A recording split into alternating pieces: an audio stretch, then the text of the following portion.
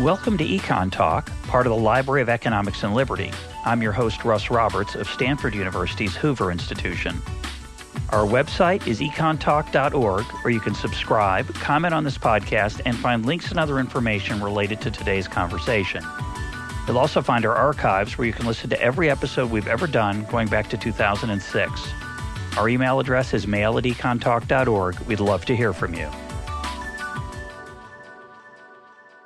Today is January 4th, 2013, and my guest is Kevin Kelly.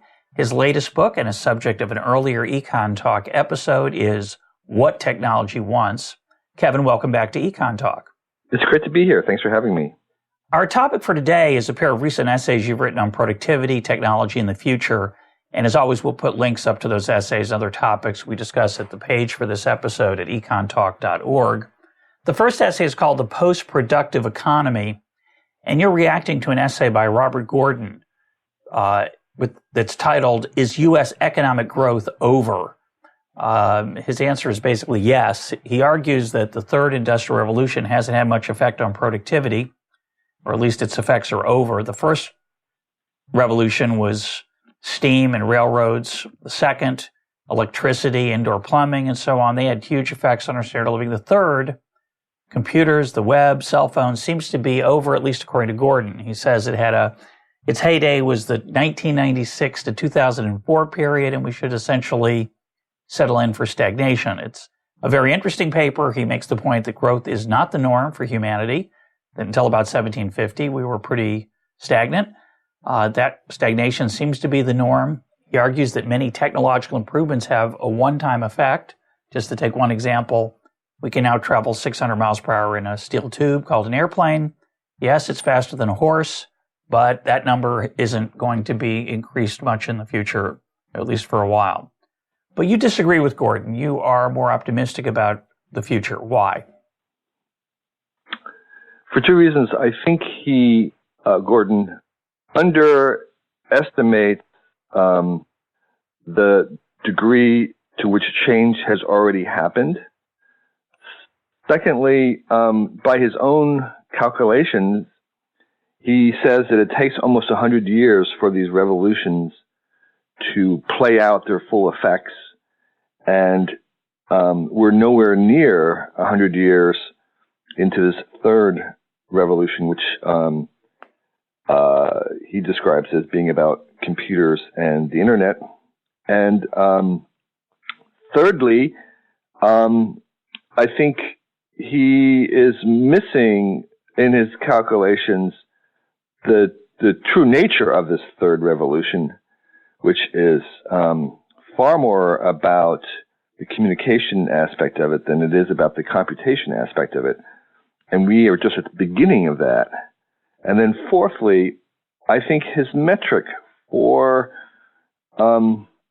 measuring the economic power is incorrect as applied to this new third revolution, because I think one of the things that is changing is actually how we measure our growth.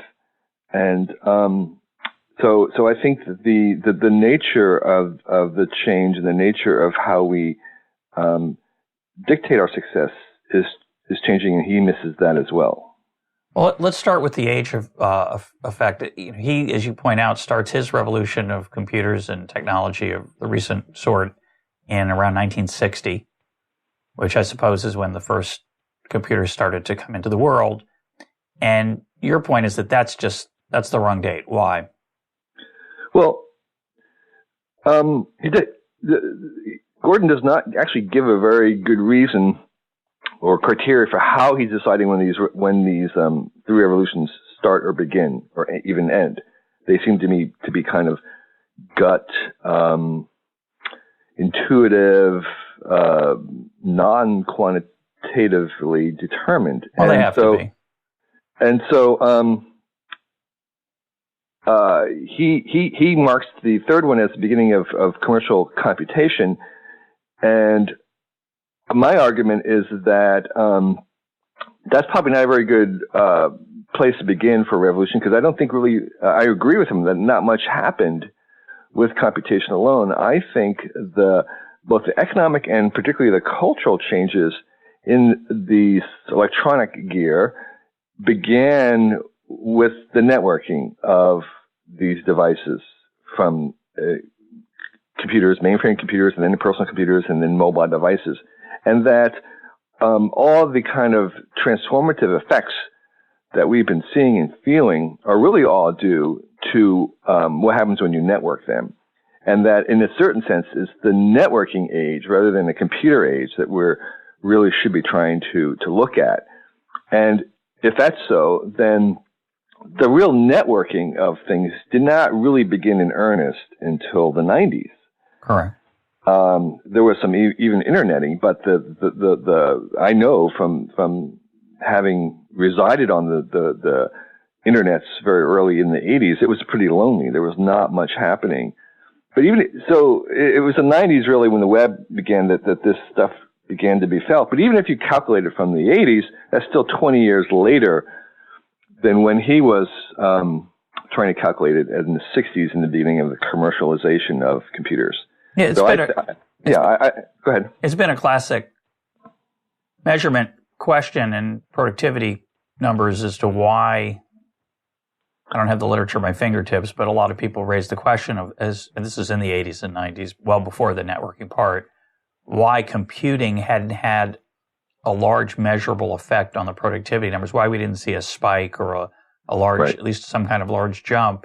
There are a lot of different arguments about that. I'm not on top of that literature, but you're arguing that maybe isn't so surprising, that the real, and I think, by the way, I should add that part of the reason that was raised is that a lot of corporations were spending a lot of money. Yeah, right. Adding computing to their capital. Right. And so people said, well, if they're spending all this money, there must be some bang for the buck. Where is it? Right. And of course, as you point out, some of that took a while. It took a while for people to figure out how to use computers effectively in manufacturing and other personnel management and other areas. But exactly. There was, in fact, it was Robert Solow who made the quip that we see the effects of computers everywhere except in productivity. In the data. Yeah. And there was a fellow, actually, a guy named Strassman, I forget his first name, who wrote a book called Squandering Computers, or I don't know if that was the name of the book, but it was about squandering computers. And he was from Xerox, and he was for preaching, and I would say this was like late 80s, the fact that there was no economic case for all these companies spending huge amounts of money for computers, which were very expensive at the time. And it was hard to argue with his numbers because, in fact, there was large outlays for computers, and it didn't seem to really benefit the total economic case. And in fact, I even remember doing an interview with Peter Drucker, who made the case in the early 90s that from his perspective, there had been no money made in the computer industry. He meant in terms of it as being a net gain to the economy. And he made the point too that was also true. I mean, it would take a long time until that there was a net gain in terms of the total amount of money spent and the total amount of difference made. So I think that the facts are pretty clear that there wasn't much of a gain in those years. And I see it as more as kind of laying a foundation of change, and change not just in terms of having the hardware and the iron turned on, but a change in the way a company is structured. Just sort of preparing the way in which software would play a new role and communication would play a new role in the structure of an organization. And so there was it was a kind of an type of an investment, if you might want to think about it. Oh, for sure. In organizational change necessary, and it took a generation of economic or corporate lifespan to prepare for that. Well, just to take a personal example on this point about productivity, I've told this story before, but forgive me, listeners, for retelling it. I bought my first personal computer in 1984, which was a Mac, And at the time, it could only create a 12-page, if my memory is right, a 12-page document. If you wanted to make a 20-page document, you had to divide it into two 10-page documents. Of course, it crashed. A little bomb would show up on the screen. You had to learn how to use it. And my dad was a very happy user of a yellow pad and a pencil. And I'm sure he thought I was wasting my time learning to use this technology that really, you had to kind of talk yourself into the fact that it was a time saver, because you had to say, well, if I want to do a second draft, it's easier. But it had all these huge costs. And my dad, thank God, is still alive at 83, and he's still using a yellow pad. He does have somebody enter his essays and articles into letters into a computer. So he never got used to using a keyboard even. And I know many people over the age of 75 who are in that world. They still use a pencil. They still use a yellow pad. And nothing wrong with it. It's a very, very effective technology. But and you could still argue, by the way, of course, that there are many time-wasting aspects to using computers. But the productivity increases just for research alone have been so extraordinary. And just, obviously you can save time from traveling to the library, traveling out of your country to find data and articles and resources and references. Sure. So that was a good investment by me, I think. Right. Yeah, I mean, there's lots of examples that we can think of in real life and past life where you are required to invest into learning, and during the learning curve, you're not as efficient or graceful or accomplished. But at the other end of it, it's like learning how to say type or something. When you begin to learn how to type, you're going to be much slower than writing it out. But you can type faster than you can write once you get good at it. So, but I do have to concede to my dad that the real reason I bought that computer because I thought it was cool. It really wasn't that I thought that in 2012 I'd be on the internet. So right, but I'd like to come back to that because I think that's actually a very, very important point. We can use different words for cool, but I think that I think a lot of our economy now is about cool things, not just things that make you or able to help you do things faster. Well, let's turn to that because that was one of your other criticisms of Gordon. I've forgotten 2 and 3, but 1 and 4. The last one being he doesn't measure what we should be measuring, and one of those things, cool is the wrong word. I think exhilarating, inspiring. Talk about why you think productivity per se is the wrong measure to evaluate this revolution. Because when I look at the long course of human endeavor and civilization,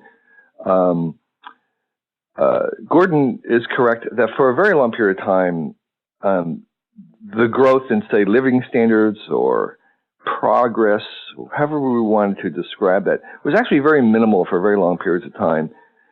And life was nasty, brutish, and short.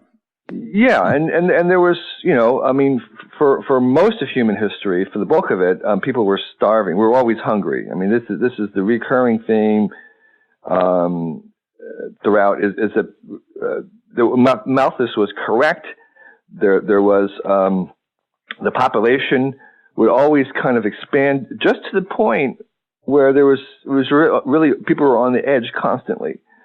And it wasn't until our greatest invention, the invention of science, through the Enlightenment and a whole bunch of a network of other kind of ideas, where we were able to actually solve that problem of food, and in that surplus, start to create new things. And we beginning in the 1700s, it's hard to 1600s, wherever you wanted to start to map that, there was a huge uptick in many things, including human population, which suddenly could really start to expand. And there was expansion of all these other things, and this kind of sense of accelerating change in lifespan, education, literacy, economic wealth, all these kinds of things. And if we look at that from on a century scale, it's really peculiar because there are things that are kind of coming out of nowhere. I mean, there's this generation of things, a creation of things that did not exist before. The huge amounts of money that now flow around. Where did that money come from? It was created out of nothing, and so there is new things being created. And I think the purpose, in some senses, of what technology is for is to create new things. And by definition, when we create something new, that we don't have very good ways to measure those things because they're new. And in a certain sense, if we want to just kind of measure the newness of the economy, that's also hard because if they're truly new, they may be sort of completely beyond anything in our experience, and we don't really have a good way to measure newness. So what I'm suggesting is that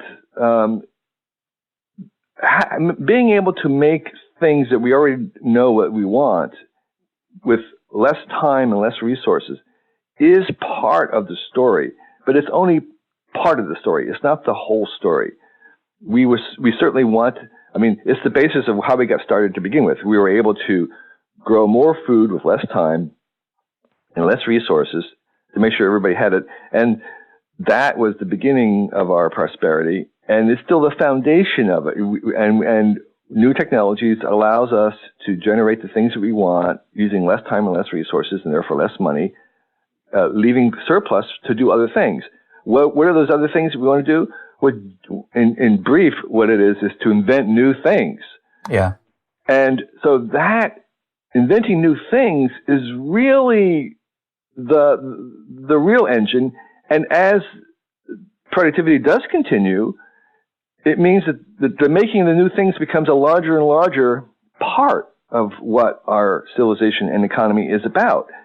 And yet, productivity, GDP, is only measuring the old part, which is how to do things that we know how to do more efficiently. Well, as you say, we struggle to measure new things. It's the classic issue in GDP accounting or in equally important price indices when we're trying to measure our standard of living and where prices are constant, is quality change. So when quality improves, we have trouble making comparable adjustments. So, for example, a TV today until recently, was much cheaper than a TV of 60 years ago, where cheap means how long does the average person have to work, how many hours the average person have to work to earn one.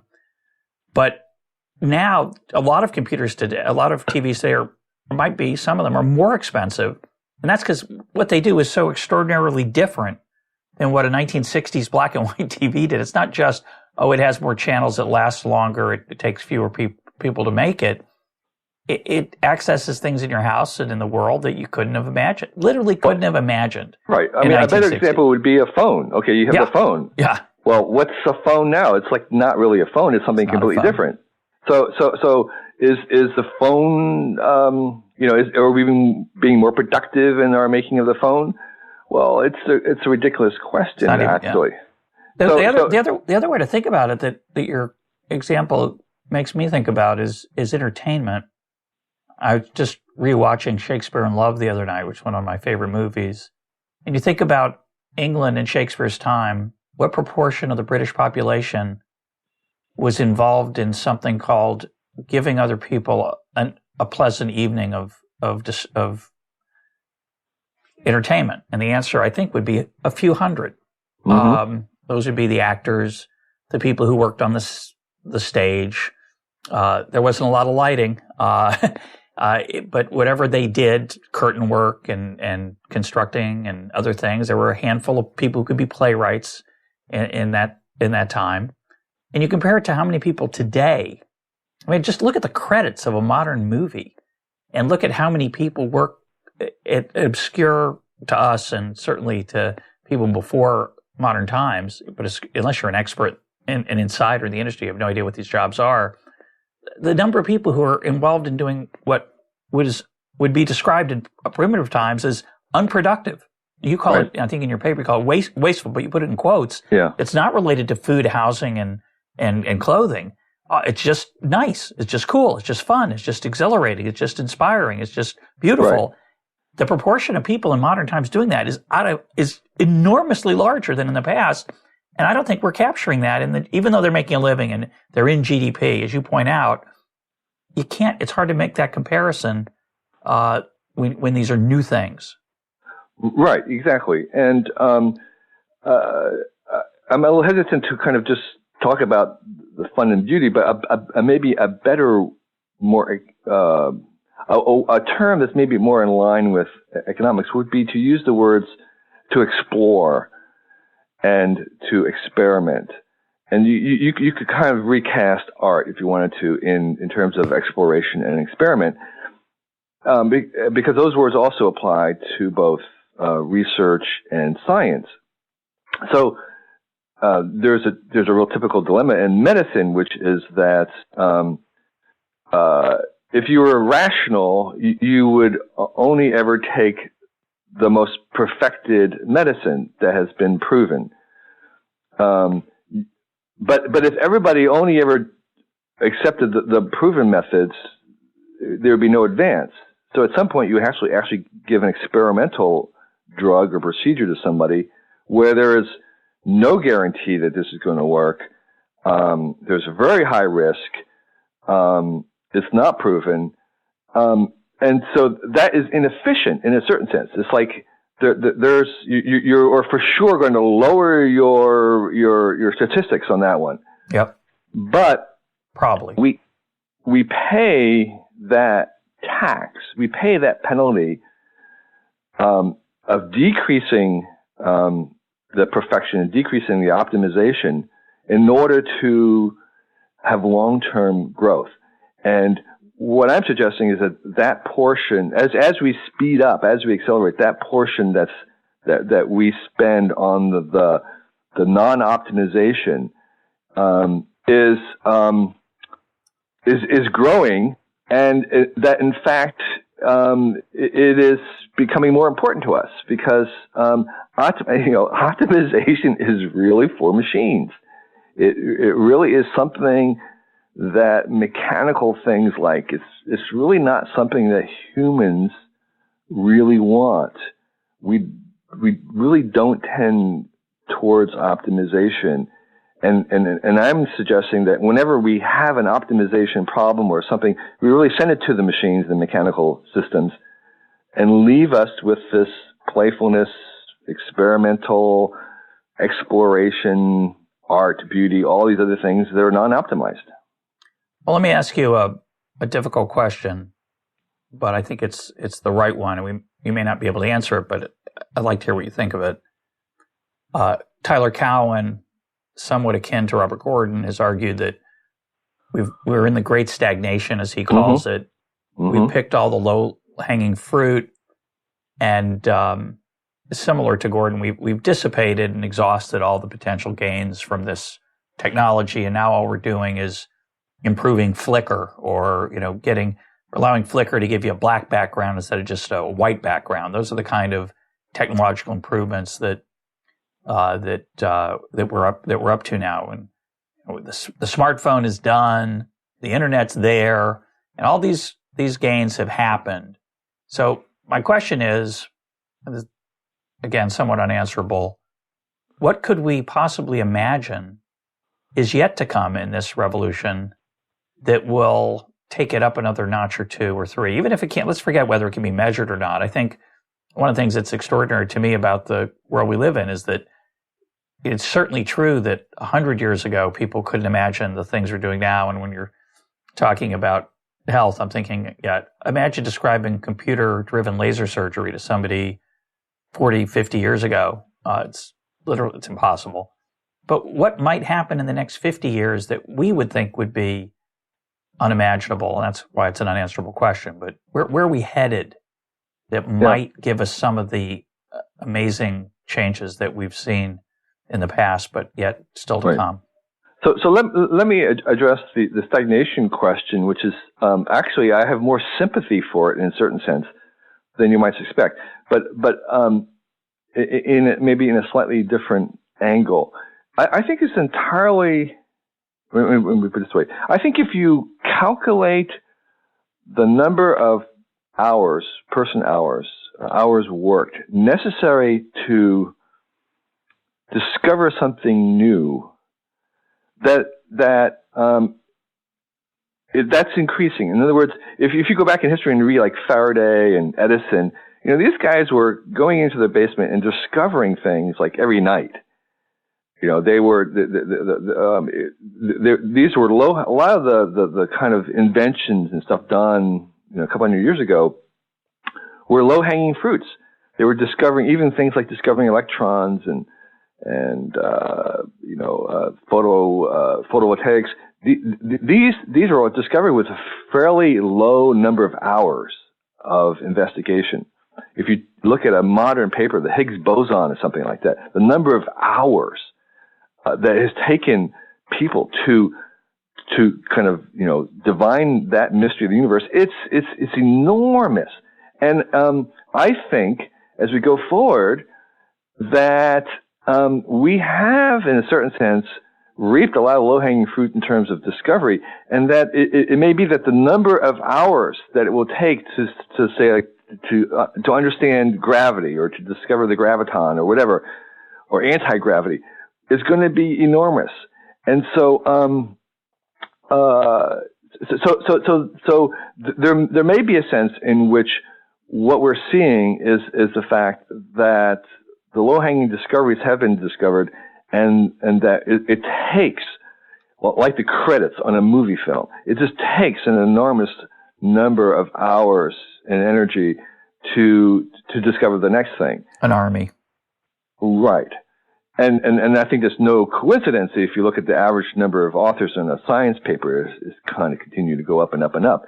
And that's in part also because we now have the tools to allow that kind of cooperation, so they're working hand in hand. But so I'm sympathetic to the idea that there are low-hanging fruits. However, I haven't read Tyler's books, so I don't know exactly what his arguments are. But responding again to Gordon's paper and his arguments about the stagnation, I think that and again, come back to two reasons. One is, yes, we may have a temporary moment of stagnation as this sort of next thing kicks into gear. And what is that next thing? What could possibly be greater than all the things that we have already invented? I think, for myself, I think the answer is that we are making something at a global level that has not existed on this planet before, that is categorically different, that's immense in power, and that is this this kind of if you think of all the things in the world that are on the network, all the devices that are connected to each other, all the people in the world that are now part of a kind of a global culture and a global economy, and if we continue going in that direction, we are making a planetary something that will have effects at the planetary scale. And global warming is sort of one bit of evidence that already our technology is planetary, but it's the only one of many indices that will reveal themselves that we're making this sort of planetary thing. And with kind of all the global economies interlocking, with the information and processing all being kind of distributed in this cloud, where we have kind of the global citizens watching the same movies, listening to the same music, studying the same things in school, using the same devices. I think this is where we need to look for this amazing thing that's going to start to emerge. Well, I'm not as I don't know about that. That's a hard sell, and of course, it's inherently speculative. I guess what I would think about is that we think of all the things that we enjoy day to day, and we just did a recent episode with with Esther Dyson on this issue of attention and what we pay attention to. So many things that we pay attention to are not monetary. Again, a measure, I think, of our incredible wealth. But as that happens, and as the tools for sharing change, I think the potential to create extraordinary things it changes in a non-discrete way, in a quantum way. Just to take a trivial example from my own life, I made this rap video about Keynes and Hayek with filmmaker John Popola, and it's been seen over 6 million. The two that we made have been seen over 6 million times on YouTube. And I think about what it would have been to do that 20 years ago. 20 years ago, 25 years ago, 15 years ago, we'd have made a video, we'd have put it on a DVD, and then we'd have tried to sell it in the back of magazines, distribute it to schools. It just would have been, the scale of things has changed so dramatically. And the ability of talented people, of which there are an almost infinite number, to bring their creativity to bear using technology to make videos, to make music, to the things that move our souls. There's never been a more creative time in human history. Right. And what's interesting is that does not even get accounted in the GDP, because you're probably giving it away for free. Oh, absolutely. And right. So that whole thing, the 6 million views, your creation of it is not even registered. And just to give it a little bit of pretension, and I don't want to go too far, but it wasn't just those two videos don't just add up, I hope, to 17 and a half minutes of entertainment. They encourage people to learn about Keynes and Hayek and change what happened in some classrooms because kids watched it and talked to their teachers and fellow students about it. And I think that those changes, besides just, again, I don't want to downplay delight. I love delight. I think delight's glorious and can be transcendent when it's the right kind. But I think the ability to get people to think and share ideas with others is just glorious. I'm not saying we're going to cure cancer because of that, although I think we will. But there's just a lot more stuff going on there that we can't imagine. Right, and that was another point of my piece in my argument against Gordon, is that I think oftentimes those ideas that are generated through the use of this technology will seep into the society at large and will eventually have impact on the productivity of things in a very indirect way as they become established. In other words, okay, you did a rap video about Keynes and Hayek. Well, that sooner or later will flow down if it's seen that the millions and millions and have some impact in terms of people's approach to setting up policy, in terms of funding, and it will eventually have some impact on productivity. Well, that's a lovely thought, but I don't know if that's true, even a small effect. But I think your other point's the more important point, which is I don't care if it has an impact on productivity, right? It's right. Measured productivity anyway. I think I think as economists, we're not just accountants. Part of our job is accounting, but a lot of what you're talking about is intangible, non-measurable. And as you say, I think the key point is not just you get more from less, you get different. And different is the great thing we get because we can afford to get it. We don't just want better food. We don't just want cheaper food. We like it. We're going to get that. It's already close to free. Poverty in the United States and in much of the world, unfortunately not all of it, but in much of the world, the cost of food isn't the problem. The problem is other things. And so those revolutions have played out. It's different. That's going to make the world different, not just better or cheaper or more from less. Right, exactly. And so measuring difference is extremely difficult, particularly if a difference is new. And so, I'm not an economist, but what I would urge a young economist who was interested in kind of revolutionizing our understanding of economics was to focus on how do you measure things that haven't been measured before, and how do you measure possibilities? How do you incorporate in that kind of infinite game of constantly heading into new territories as the measure of what you're aiming for as the goal, and that would be fabulous. Yeah, I encourage that as well, and I encourage equally young economists out there listening to remember that not everything valuable can be quantified, and if you can't ever measure it, doesn't mean it's not important. But I want to shift gears here. I want to move to your second essay, which is related to the first.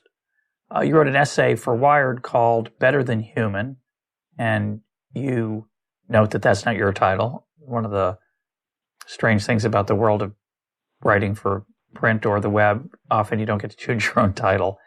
Everything else you get to write, but they write the title for some reason. And evidently you wouldn't have chosen the phrase better than human to describe the future world of robots that are coming. But you start off in that essay by making an analogy to farming, which analogy I've also used. I think it's a phenomenal analogy.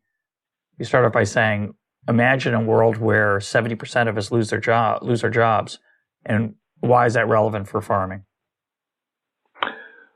Well, what's the connection? In the first agricultural revolution in America, there was, at the peak, there was 70% of Americans were living on farms, and now there's less than 1%. So all those farmers over a long period of time have lost their jobs. And if you were to talk to those farmers back then and try to console them, they would find it very hard to believe that there was anything for them to do. They just couldn't. They also think they'd presume there'd be mass starvation if only 1%. Exactly right. Right. How does this work? This is, you're telling me a fantasy. This is a complete. They would be rolling your eyes and saying you're making this up. And you were saying no. There's less than 1% of you on the farms, and we have more food than we can. We're too fat. Yep. And we're doing all these other things. And they were saying, what are you? Anyway. So there would be great concern among themselves as to the improbability of having anything to do, any work. And I'm saying, well, 70% of everything that we're doing now, all the jobs, people who are accountants and mortgage brokers and pharmacists and on all these folks, that those jobs are going to go away in the next whatever it is, 50, 90 years. And they're not just going to India and China; they're going to go away. Period. Right. Exactly right. And in fact, there was a whole section in the stuff I wrote that did not get in, but one of the points was that outsourcing was just sort of the first step to robotization. And so anything that can be you can imagine being outsourced would eventually make it to the cheapest coolie labor, basically, that we can come up with. Yeah. So, they would, these jobs would be taken over by machines, which is, by the way, is exactly what happened to the farmers. I mean, It's not that that farming went to India and China. It's that the farming went to robots. We mechanicized it. We invented all these machines that are almost robotic and becoming more so every year, including ones that now self-drive. They go up and down the fields, and there's nobody driving them. I mean, the computer is driving them. So some of the last remaining hand parts of that, picking strawberries and stuff, are also they are now robots that are very close to being able to commercially replace the pickers.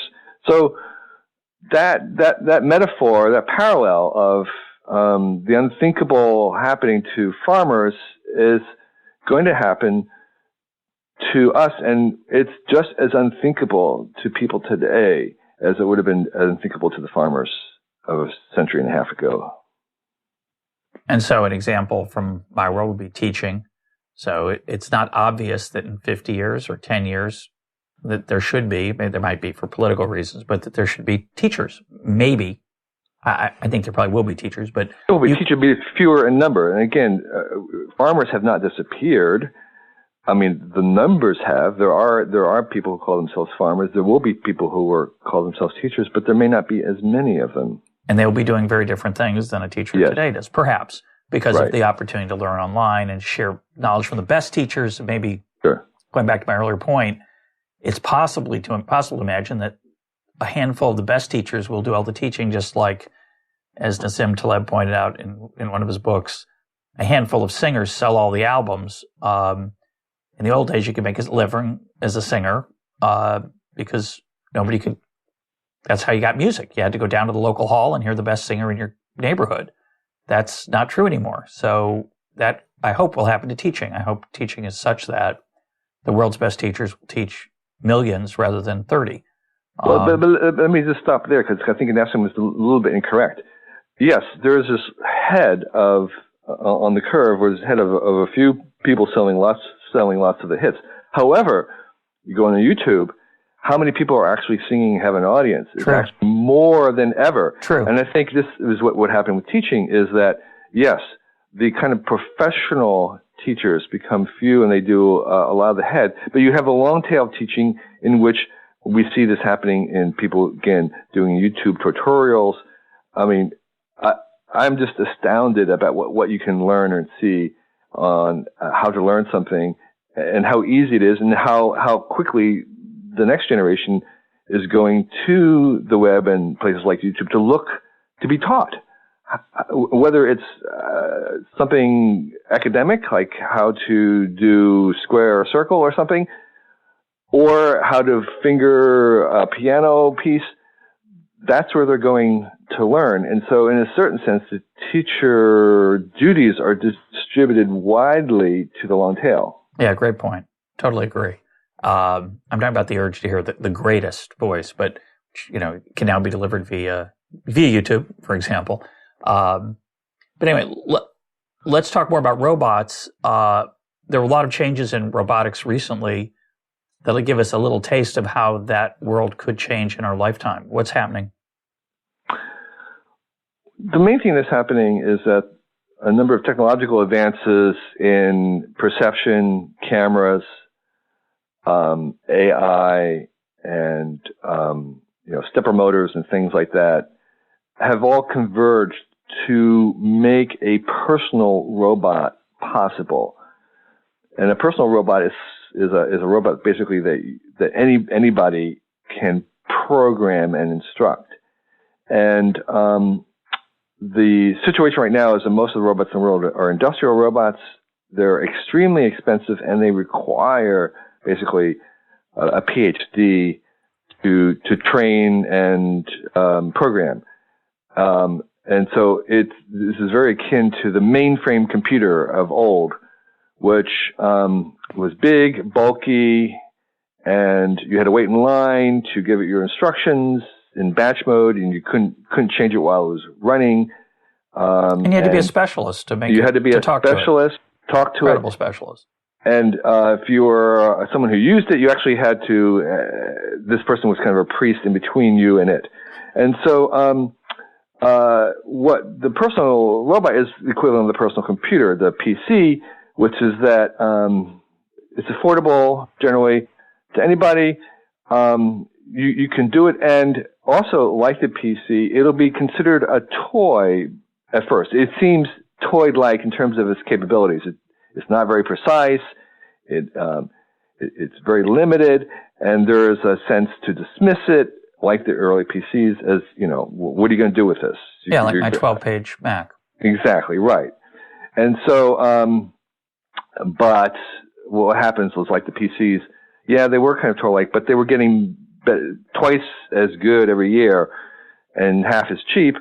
And so in a decade, you have this amazing thing, and this is what's going to happen with the personal robot.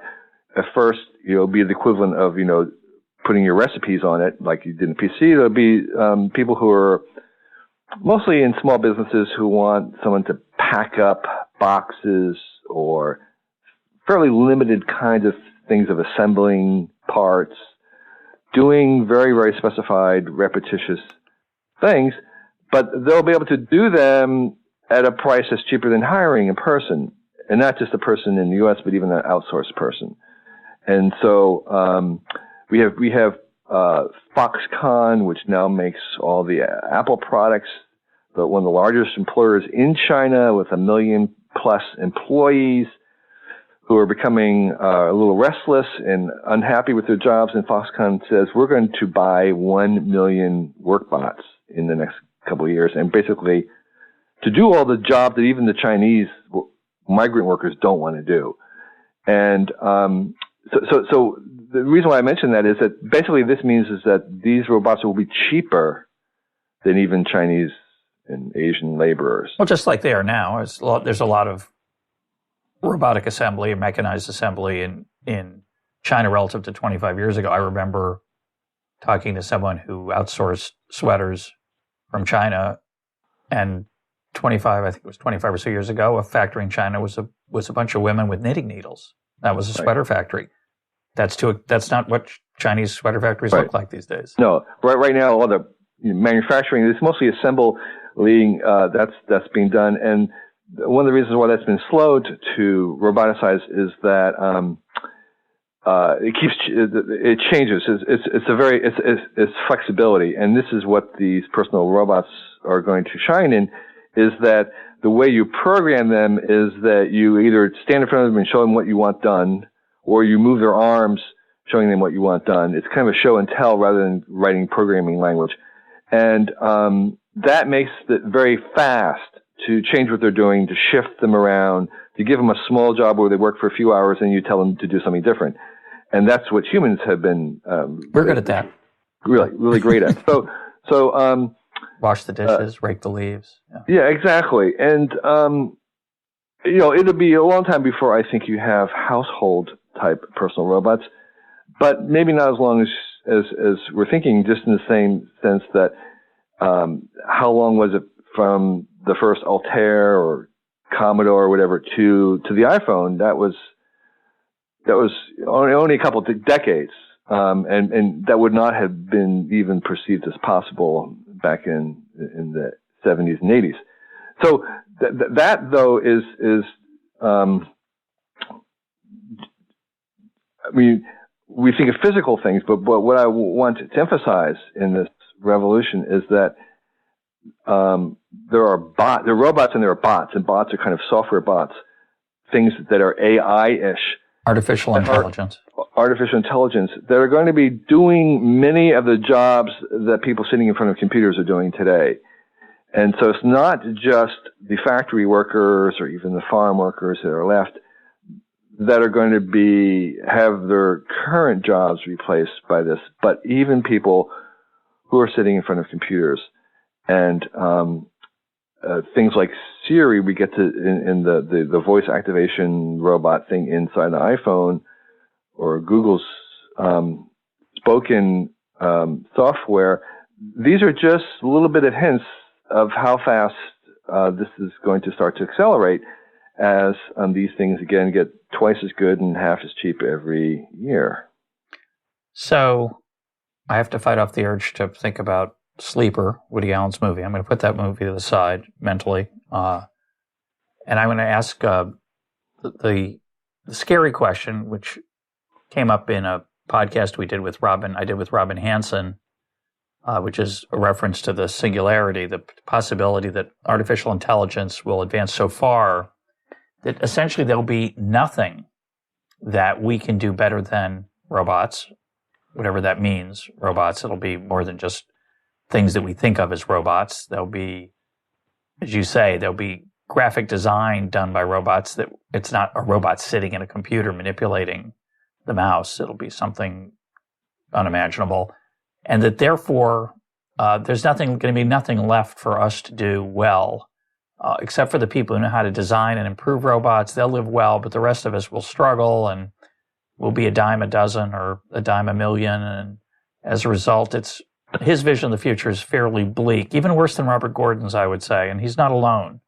There are a number of people who are, quote, worried about machines, artificial intelligence, technology, quote, taking over the world. And my view, and I'll let you give yours, but I want to get mine down, because when I talked to Robin Hanson, he pushed the view that we're just chemicals and it's just a matter of time before all the chemicals get figured out. And I just, having done some reading since then, I don't think that's a universally held opinion. But I guess to give his view its due, a robot artificial intelligence will eventually create a cleverer and more beautiful version of the Keynes Hayek rap videos that I did with John Papola, and all these creative things that we think that's going to be our specialty, they'll all be gone. So are you worried about that? No, I'm not. My reasons for unworried may be a little complicated, but let me see if I can state it briefly. Take your time. The basis of my non-worry comes from the fact that I think the idea of universal computation is a myth, and by universal computation is the belief that starting with a mathematical idea called Turing-Church hypothesis, which says that any computation is equivalent to any other computation. The full version of that is any computation is equivalent to any other computation given infinite time and space. Okay, slightly different. And the problem is in the real world, all computation is finite, is bound by time and space, which kind of comes to the point that the matrix, the substrate, the foundation that you do your computation on matters. And that means that the kind of intelligence that you'll get when it's based on silicon, even if you're trying to do an emulation of the kind of computation that happens on wetware. That's you and me. That's you and me. Because of the fact that you want this in real time, it's just not going to be the same. And so what that means is that the intelligence is not a single dimension. It's multi-dimension. There are many, many different ways in which you can be smart. And not just you, but anything can be smart. Your calculator is smarter than you right now in arithmetic. It doesn't freak you out just because it's a different kind of intelligence. And so what we're going to do is there's really almost no reason to make human-like intelligence because we can do it so easily in 9 months with untrained workforce. Yeah. What we want is actually different. This comes back to different. We want to think different. We want different kinds of thinking. And the whole point of the AIs that we're going to be making is that they're going to be thinking differently. And that's tremendously valuable because lots of things, lots of puzzles and mysteries and things we're going to figure out may not be solved with only human intelligence. We may need other kinds of thinking to get there. And so what will happen is we're going to fill the world with 1 million different species of intelligence, some of them vastly superior to us in that dimension, but humans will have an inimitable type of intelligence, and we, being humans, will really like that kind of stuff, so we'll continue to amuse ourselves with this type of intelligence. And so I'm not worried about our place when there's 1 million other kinds of intelligences, because I think that we'll still find our own kind valuable to ourselves and reward it. And we'll find the other ways of thinking to be extremely valuable, and we'll continue to make and invent new kinds of intelligences, including those that are super intelligent in that direction. So I suppose the pessimistic view is that, well, it starts with chess. First, early computers couldn't beat a person, and now it's very hard. Right. They're really good at it. And I suppose there will soon, maybe there already are. It's not my specialty, but the best computer will easily beat the best human being in chess. And you could say, well, chess is not important. It's not. I don't think. It's nice, but it's not important. But soon, then they'll be better at symphonies and poetry and music and movies, and there'll be nothing left for us. So you don't think that's going to happen? Well, no, I think it is happening. I think that we are constantly redefining what humans are here for, what they're good at. So we thought, well, humans play chess. Well, now we say, no, humans don't play chess. Well, they play checkers or they play Jeopardy. Well, no, actually, that's not what we're really about. So I think we're actually on to a whole century identity crisis at the species level of like, well, what are we good at? But and so I think this is going to be a long-term, painful identity crisis where we kind of keep saying, well, what are we really good at? So I'm not saying it's necessarily going to be happy the whole way, because I think this is painful. I'm just saying that the robot overlords are not going to take over and kill us all and turn us into slaves or batteries like in the Matrix. I think that what we're going to be doing is like anybody else. When you're growing up, you spend an awful lot of your teenage years and your 20s and 30s trying to figure out, well, what am I good at? What am I really truly is mine and my distinctive? And it usually takes your whole life to kind of really come to that. It's not an easy journey, but eventually you'll get there. And I think the same thing is what's happening to us as a species is we're saying, oh my gosh, we thought that we were a chess playing, Jeopardy playing, checkers playing species, but it turns out that actually that's really not our movie. We're something else, and it's going to take us maybe a century to kind of come up to a better idea of what humans are good for. Well, there's one issue about what our standard of living is going to be in this world. The other, I think, issue is what's going to give our lives meaning. I think a lot of us find our meaning in our work. We find it in our family. We find it in our religion. We find it in our play. We find it in lots of different ways. I think there are different dystopias that come out of this vision, and if some utopias. But one of the dystopias is we'll be so rich that we'll just sit around and surf the web all day, and that may be a very depressing existence. It may be a very fat existence in terms of calories available and how much we have to work. But I think the other challenge is going to be where we get our meaning from. Well, and actually, I propose a place for that meaning in my book, What Technology Wants, and I'm suggesting that the meaning will come from understanding that what technology is an extension of the same self-organizing life force that runs through life and actually began at the Big Bang, at the beginning of the universe, and that what it's moving us towards in all things is towards increasing possibilities and options, and that when we make stuff and invent new things with technology, we're participating in that long arc that runs through the universe and out and beyond us of increasing options, freedoms, choices, and possibilities, and that actually can give us some meaning in our lives. My guest today has been Kevin Kelly. Kevin, thanks for being part of EconTalk. It was great. Always a pleasure. Thanks for having me.